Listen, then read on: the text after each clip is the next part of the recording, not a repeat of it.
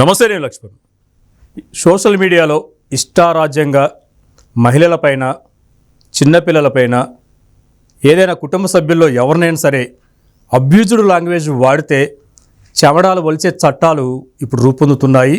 విచ్చలవిడిగా సోషల్ మీడియాలో ఎవరి పట్ల అసభ్యకరమైన పదజాలం వాడినా ఖచ్చితంగా చట్టాలు తన పని తను చేసుకుంటాయి. ఎంతటి వారినైనా ఎవరైనా ఉపేక్షించేది లేదు అని చెప్పి కూటమి ప్రభుత్వం ఆంధ్రప్రదేశ్లో కట్టుదిట్టమైన చట్టాలు తీసుకొస్తున్నాయి. ఇది అంశంపైన మనతో మాట్లాడడానికి ప్రముఖ పొలిటికల్ ఎనలిస్ట్ మధుసూదన్ రెడ్డి గారు ఉన్నారు. ఆయనతో మాట్లాడే ప్రయత్నం చేద్దాం. సార్ నమస్తే అండి. నమస్తే లక్ష్మణ్. మధు గారు, ఇప్పుడు బిఎన్ఎస్ అనే ఒక చట్టం, అందులో ఉన్న సెక్షన్స్ చాలా కఠినంగా తీసుకోబోతున్నారు. సోషల్ మీడియాలో విచ్చలవిడిగా ఏదైనా మాట్లాడితే తప్పనిసరిగా చర్యలు ఉంటాయని చెప్పి ఒక పక్కన వార్నింగ్ ఇస్తున్న పరిస్థితి. దీనిపైన కొంత ప్రజలు కూడా అవగాహన ఉండాలి. సోషల్ మీడియాలో యాక్టివ్గా ఉండే యాక్టివిస్టులకు కూడా కొంత అవగాహన పరిచే విధంగా మీ పాయింట్ ఆఫ్ వ్యూలో చెప్పండి సార్. భారత న్యాయ సంహిత 2023 లక్ష్మణ్, ఇది 25 డిసెంబరు 25th డిసెంబరు 2023న భారత రాష్ట్రపతి ఆమోదించింది. గతంలో నాటి భారత శిక్షా స్మృతి రద్దు చేసి, అంటే 1860లో బ్రిటిష్ వాళ్ళు ఫ్రేమ్ చేసినటువంటి శిక్షా స్మృతిని రద్దు చేస్తూ నూతన చట్టాన్ని భారత పార్లమెంటు ఆమోదించింది. 25 డిసెంబరు 2023 తర్వాత ఏ నేరాలు జరిగినా, అది ఏదైనా కావచ్చు, అది జరిగినప్పుడు ఏమవుద్దంటే ఈ సెక్షన్లు పెడతాయి, పాత సెక్షన్లు ఉండవు. దీంట్లో ఈ భారత న్యాయ సంహితలో దీంట్లో 20 చాప్టర్లు ఉంటాయి. మొత్తం విషయ సూచిక 20 చాప్టర్లు ఉంటాయి. ఈ 20 చాప్టర్లో నేనే స్వయంగా తెలుగులో PDF ప్రింటింగ్ కూడా చేపిస్తుండే బుక్స్ 3 చట్టాలని ప్రజలందరికీ పంచాలా. ముందు ఎమ్మెల్యేలకి, ఎంపీలకి, ఎంపీటీసీలకి, జెడ్పీటీసీలకి, గ్రామ సర్పంచులకి అందరికీ ప్రింటింగ్ చేసి తెలుగులో ఇవ్వాలన్న సంకల్పంతో ఇది ఇంగ్లీష్లో ఉన్న ప్రాంప్ట్ని తెలుగులోకి ట్రాన్స్లేషన్ చేయించి ప్రింటింగ్ కూడా ఆర్డర్ ఇస్తున్నా. ఎక్సలెంట్. అంటే మన తెలుగు ప్రజలకి అర్థం చేసుకుంటారన్న ఉద్దేశంతో PDF ఫార్మేట్లో. సరే, దాని ప్రింటింగ్ ఖర్చు ఇచ్చినా సంతోషం, ఈగిపోయినా సంతోషం, అందరికి ఇవ్వాలని చెప్పి, లాయర్లకు కానీ అందరికి ఇవ్వాలని చెప్పి ఒక యజ్ఞంలాగా చేశాం. అంటే నేటి యువతరము యూట్యూబ్లకు అలవాటు పడిపోయి ఏదంటే అది మాట్లాడతా, అంటే ఇచ్చలు పెడతాను, పెద్దల యొక్క దండలు లేకుండా, గురువుల మాట వినకుండా పోవటం. అంటే చూసిందల్లా, కంటితో చూసిందల్లా నిజం కాదు. గాలి కంటికి అవ్వకూడదు. అంత మాత్రాన గాలి ఉంది, గాలికి బరువు ఉంటుంది. గాలి లేకపోతే మనం బతకలేము. కొన్ని కంటికి కనిపిరావు. ఈ పిల్లలు ఏం చేయాలంటే, నేటి మేల్ కానీ ఫిమేల్ కానీ అసలు ఇటువంటి చట్టాలు చదవాలా ఫస్ట్.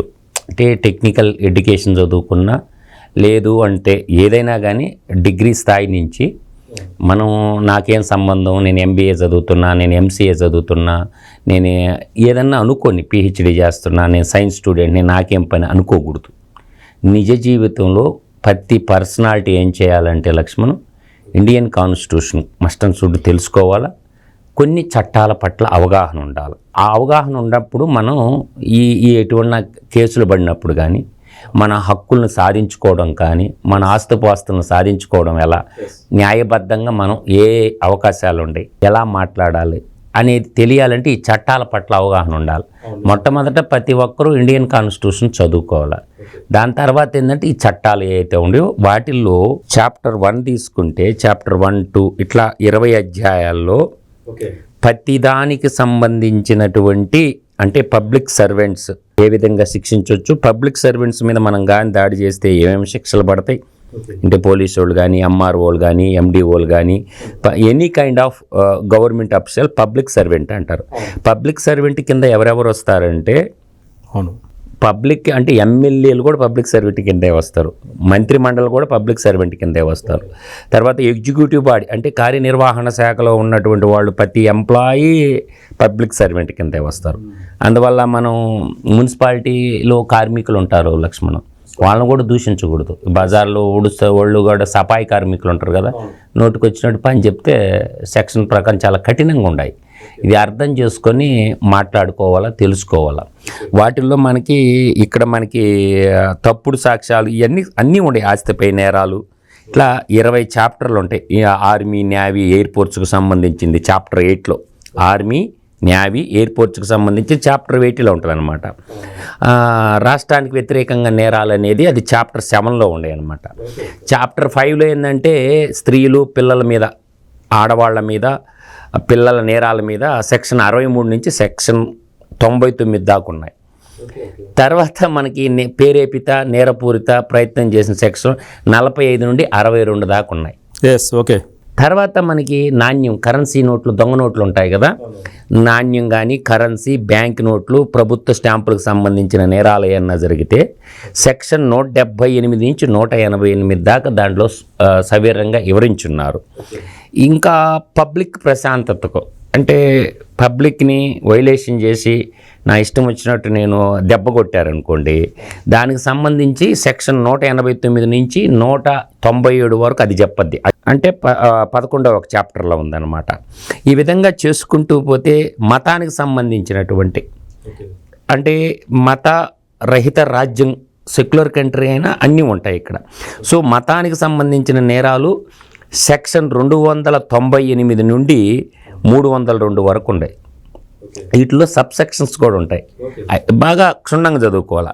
తర్వాత మనకి చాప్టర్ తీసుకున్నాం అనుకో లక్ష్మణ్ గారు, అధ్యాయం 15 తీసుకుంటే ప్రజారోగ్యం, భద్రత, సౌలభ్యం, మర్యాద మరియు నైతిక విలువలు ఇక్కడ ఉందో చూడండి. మర్యాద మరియు నైతిక విలువలకు సంబంధించి ప్రభావితం చేసే నేరాలు సెక్షన్ 270 నుంచి 297 వరకు ఉంటాయి.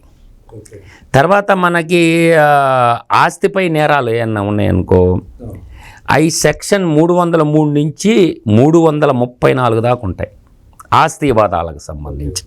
అది 17వ చాప్టర్లో మనకి క్లియర్గా ఉంది లక్ష్మణ్. తర్వాత మనకి నేరపూరిత బెదిరింపు, అవమానం, చికాకు, పరువు నష్టం దావా అంటారు కదా, దీనికి సంబంధించినటువంటి సెక్షన్ 351 నుంచి 357 వరకు. అర్థమవుతుందా?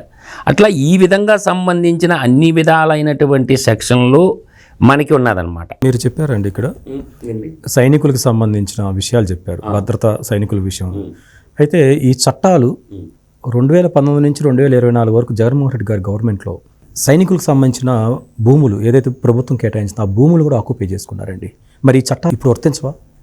అంటే ఈ పాత చట్టాలు మనకి ఏమవుద్దంటే క్రిమినల్ ప్రొసీజర్ కోడ్ కానీ, తర్వాత ఐపీసీ ఇండియన్ పీనల్ కోడ్ కానీ ఏదైతే ఉండేవో అప్పుడైతే కేసులు ఉండేవో దాని ప్రకారమే వాదోపాదాలు జరుగుతాయి. ఈ నూతన చట్టాలు వచ్చిన తర్వాత పోలీస్ డిపార్ట్మెంట్లో కానీ లీగల్ సెల్లో కానీ ఈ సెక్షన్ల ప్రకారం పెడతారు. అంటే ఇప్పుడు నుంచి వచ్చేవన్నీ ఈ సెక్షన్లు పెడతారు. కాబట్టి ఈ చట్టం ఎప్పుడైతే అమలులోకి వచ్చిందో ఆ రోజు నుంచి పోలీస్ స్టేషన్లో ఈ సెక్షన్లు ఉంటాయి. ఆ సెక్షన్లు వేరు, ఈ సెక్షన్లు వేరు అనుకోపాకండి. కాకపోతే సెక్షన్ నెంబర్లు మారినాయి. కాకపోతే దీన్ని కొద్దిగా కఠినతరం చేశారు. అంటే జడ్జిమెంట్ కూడా టైం బాండ్ ఉంది. నీకు ఇంత ముందులాగా ప్రొలాంగ్ చేసుకొని పోవటానికి కుదరదు. టైం పీరియడ్ ఉంది, క్లారిటీగా ఇచ్చేశారనమాట. వాటిలో నేను ఇందాక మీరు అదే అంటున్నారు కదా, ఇక్కడ మనం గతంలో చెప్పాను నేను, దీంట్లో మనకి ఇప్పుడున్న సోషల్ మీడియా విభాగానికి తెలుసుకోవాలంటే, ఈ సోషల్ మీడియాకి సంబంధించింది ఇప్పుడున్న తెలుసుకోవాలంటే ఇప్పుడు పెడుతుండేది 111. ఓకే, 111 11 రెడ్డికి 111 చదువుకోవాలా. ఈ 11 రెడ్డి భలే కుదిరింది నెంబర్ కూడా. 11 రెడ్డి 11 కదా, 731లో ఈ 111 వ్యవస్థీకృత నేరం అని చెప్తుంది. ఇది చాలా పెద్ద సబ్జెక్టు. ఈ వ్యవస్థీకృత నేరము అంటే అర్థం ఏంటంటే కిడ్నాప్ దీని కిందకే వస్తుంది, దోపిడీ దీని కిందకే వస్తుంది, వాహన దొంగతనం దీని కిందకే వస్తుంది, తర్వాత ఈ కాంట్రాక్ట్ హత్య దీని కిందే వస్తుంది, తర్వాత ఆర్థిక నేరాలు దీని కిందకే వస్తాయి, సైబర్ నేరాలు దీని కిందకే వస్తాయి, తర్వాత అక్రమ రవాణా, మానవ అక్రమ రవాణా దీని కిందకే వస్తుంది, డ్రగ్స్ అంటే గంజాయి, కొకైన్, మారక ద్రవ్యాలు ఏ అయితే ఉండేవో, నిషేధిత ఉత్ప్రేరకాలు ఏముండేవో వీటి రవాణా కూడా దీని కిందకు వస్తుంది, ఆయుధాలు లేదా అక్రమ వస్తువులు, సేవలు, ప్రాస్టిట్యూషన్, వ్యభిచారం అంటారు కదా, ఇది కూడా దీని కిందకే వస్తుంది. కాబట్టి ఈ అన్నీ క్రైమ్ సిండికేట్ అంటారు. ఈ క్రైమ్ సిండికేట్ అనేది ఎలా ఉంటుందంటే సమూహంగా చేరి హింసించడం, లేదంటే బెదిరింపులకు పాల్పడడం, బలవంతంగా ఏదైనా చట్టవిరుద్ధంగా, ఇట్లా రకరకాలైనటువంటి ఉన్నాయన్నమాట.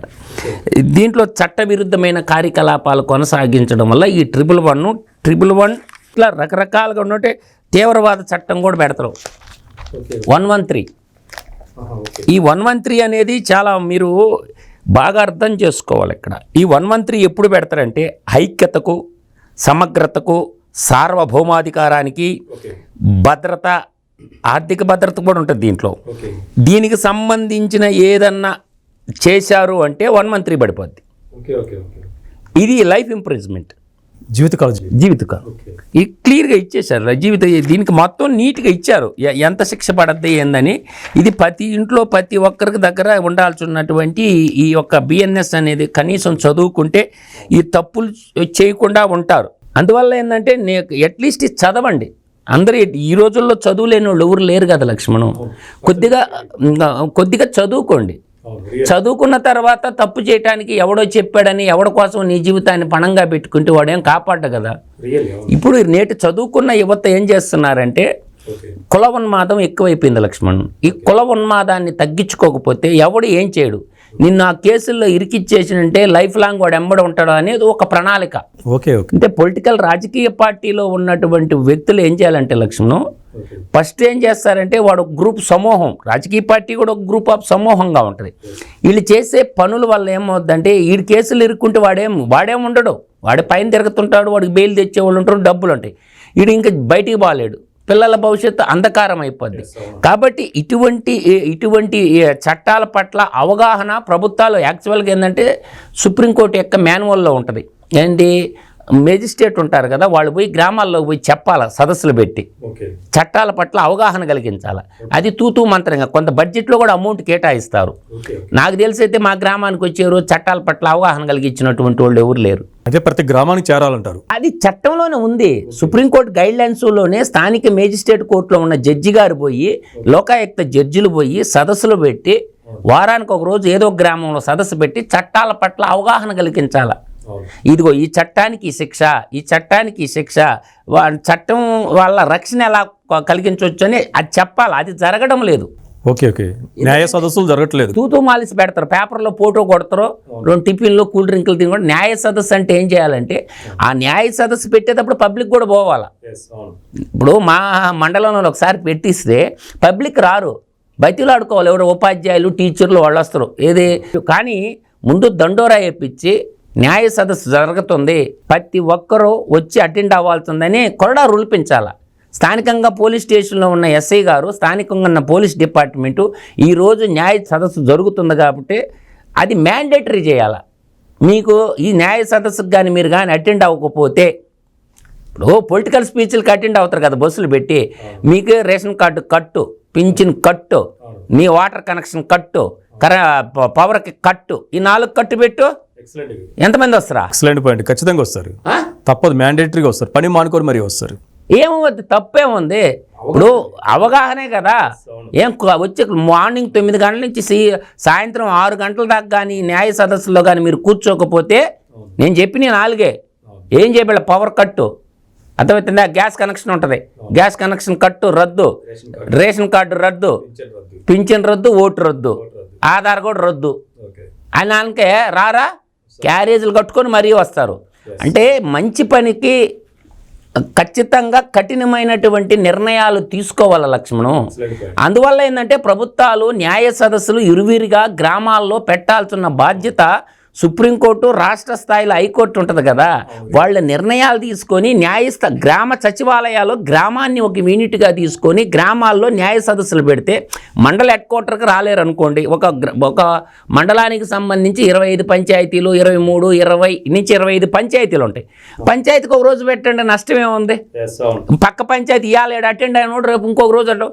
మార్నింగ్ 9 గంటలకు స్టార్ట్ అయ్యి ఈవినింగ్ 5 గంటల దాకా మధ్యాహ్నం భోజనం పెట్టండి. ఫుడ్ గ్రామ వాళ్ళు అరేంజ్ చేస్తారు, ఫుడ్ కుర్రోళ్ళు యూత్ అరేంజ్ చేస్తారు, సర్పంచ్ అరేంజ్ చేస్తారు, లోకల్ ఉన్న సర్పంచ్ కాదు. ఏముంది, ఊళ్ళో తిని వస్తారో, లంచ్ అవర్ 1 అవర్ అయ్యా మళ్ళీ వచ్చి కూర్చోవాలి. కూర్చోకపోతే ఎవరైతే రారో సీసీ కెమెరాలో పెట్టండి, వాళ్ళవన్నీ కట్టని వాళ్ళకి శుభ్రంగా నోట్సులు పెట్టుకుంటారు, పెన్నా పెట్టుకుంటారు, రాసుకుంటారు, అన్నీ తెలుసుకుంటారు. అందువల్ల వాళ్ళల్లో నుంచి కూడా కొన్ని న్యాయ సూత్రాలు తీసుకోవచ్చు. గ్రామాల్లో ఈరోజు అంటే కోర్టు, సుప్రీంకోర్టు వచ్చింది, అంతకుముందు లేవా? రచ్చబండల్లో న్యాయం చెప్పలేదా గ్రామ పెద్దలు? ఒక నిమిషంలో జడ్జిమెంట్ ఇచ్చేవాళ్ళు. కాబట్టి కాలానుగుణంగా మనుషులు మారాలి. కాబట్టి ఈ చట్టాల పట్ల అవగాహన కలిగించడానికి న్యాయమూర్తులు ఎవరైతే ఉన్నారో వాళ్ళు ఇనిషియేట్ తీసుకొని న్యాయ సదస్సులు అనేవి ఖచ్చితంగా గ్రామ పంచాయతీ, నేను చెప్పిన 5 చెప్పండి: ఎన్ఆర్జీఎస్సీ కట్టు, రేషన్ కార్డు కట్టు, కరెంటు కట్టు, గ్యాస్ కట్టు అని చూడు. నువ్వేమొద్దు, సదస్సు కట్టిండు కాకపోతే గోయిందా. ఎవడన్నా అటెండ్ కాకపోతే మెడికల్ సర్టిఫికేట్ పెట్టుకోవాలా. ఏదన్నా హెల్త్ బాగున్నాడు రాలేడు కదా, నువ్వు మెడికల్ సర్టిఫికేట్ పెట్టాలని ఒక టర్మ్స్ అండ్ కండిషన్ కఠినంగా పెట్టినప్పుడు, న్యాయశాస్త్రాన్ని గ్రామీణ ప్రాంతాలకు చేర్చినప్పుడు ఏమవుద్దంటే సర్వతోముఖాభివృద్ధి చెందద్ది. నేను అనేది న్యాయం గురించి తెలిస్తే తప్పులు ఎవరు చేయరు. అవును, గట్టు పాయింట్లు రేజ్ చేశారండి మధుసూదన్ రెడ్డి గారు. ఇది మొత్తానికి అయితే మాత్రం చట్టాల పట్ల ప్రజల అవగాహన కలగాలంటే న్యాయమూర్తులు కానీ, ఏపీపీలు కానీ, ఎవరైతే న్యాయస్థానంలో పనిచేసే ప్రభుత్వ అధికారులు ఉన్నారో, న్యాయమూర్తులు ఉన్నారో, వారు గ్రామాన వెళ్ళి ఈ న్యాయ చట్టాల మీద ఖచ్చితంగా అవగాహన పరిచే విధంగా ప్రజలకి, విద్యార్థులకు మోటివేట్ చేయాలని చెప్పి మధుసూదన్ రెడ్డి చెప్తున్నారు. మరొక అంశంతో మళ్ళీ కలుద్దాం.